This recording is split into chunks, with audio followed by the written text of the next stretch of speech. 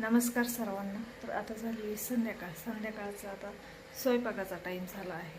तर मी आता इथं मुटकुळे बनवत आहे कोथिंबीरचे. तर पीठ वगैरे मळून झालं आहे.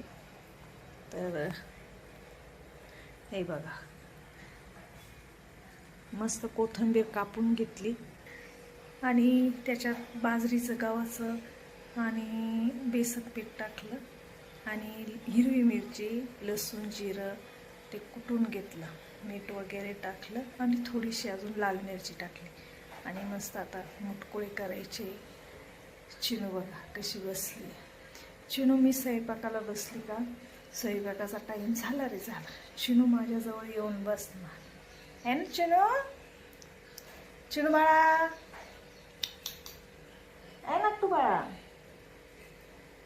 लई नक्टू बाळ आहे आमचं ते, है ना. नक्टू बाळ आहे.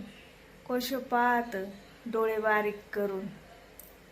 हा, तिला वाटलं गव्हाचं पीठ मळती, तिला वाटलं मला खायला देईल म्हणून जवळ, खूपच जवळ येऊन बसली.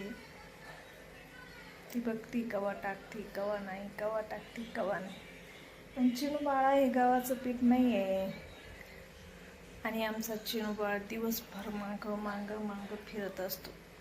त्या रूममध्ये गेला तरी मागं मागं, त्या रूममध्ये गेला तरी मागं मागं, जिकडं गेलं तिकडं मागं मागं फिरते.